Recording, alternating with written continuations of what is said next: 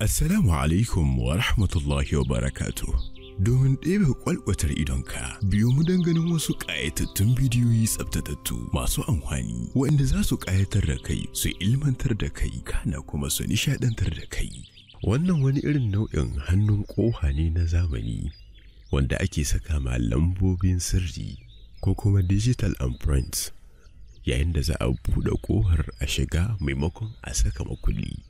Wanda zai zan idan ba mutanen gida da suka san lambar sirrin ƙohar ba wanda zai iya buɗe ƙohar ya shiga, wanda haka mataki mai kyau ne don yin tsaro mai gida yayin da aka je gari daga ɓata gari. Rake kari mai zaƙi, karan da ba a zana da shi irin takara. Zanen 3D kenan, wanda daga nesa kai ka ce ramin gaske ne.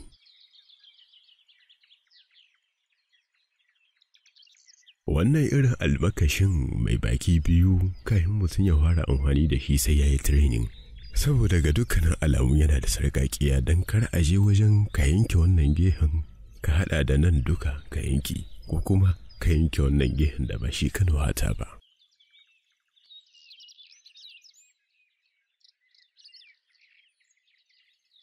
Wannan ɗaya ce daga cikin fasahohin da mazadda suka ƙirƙiro, wanda har kawo yanzu ana amfani da ita a ƙauyuka da kuma a karkaru wajen jayo ruwa daga rijiya. Wanda irin wannan fasahar amma zamanantar da ita da zai zan na'ura ce ke gudanar da wannan ayyukan maimakon halitta mai rai.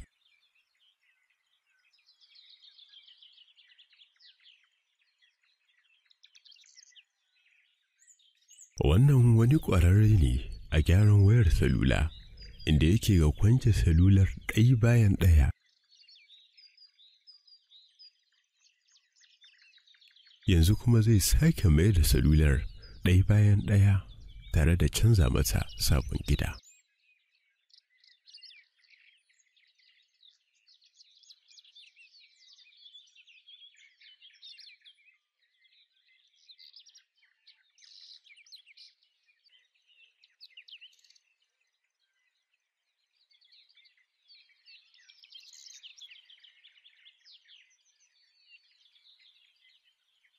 Wannan kuma ɗaya ne daga cikin sale-salen da ake amfani da su masu ban mamaki wajen shirya kofi.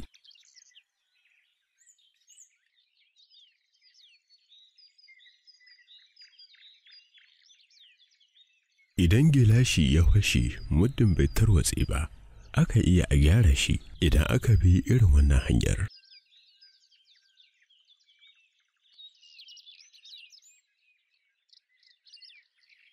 Yanda na'ura ke saka irin wa'annan nau'in kalar igiyoyin kenan.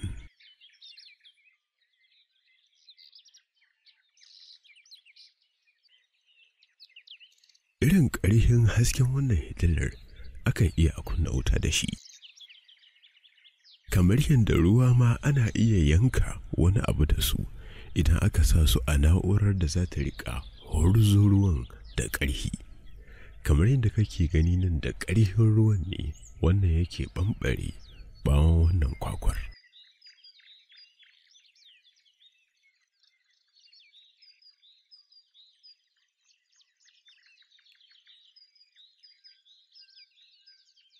Nan kuma diba ka ga irin yadda wannan burodin ke da lahiya da kuma laushi, wanda na san zai yi daɗin ɗanɗano da kuma sauƙi wajen tauna. Abu mai wuya ne sosai, don na gwada kuma gwajin nawa ya ci tura. Mutum ya iya rufe kunnen shi idan wani abu zai shiga kamar haka.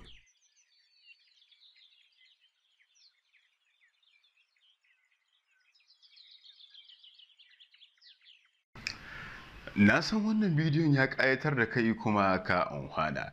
Za ka iya sharing ko kuma partajen bidiyon don wasu su gani su ƙaru, don samu da kuma ganin sababbin ƙayatattun bidiyon da za su zo nan gaba. Ya abu ne ko kuma subscribing a wannan tashar. Daga ƙarshe zan so kafin ka je gaba ka dangwala min like. Na gode, assalamu alaikum.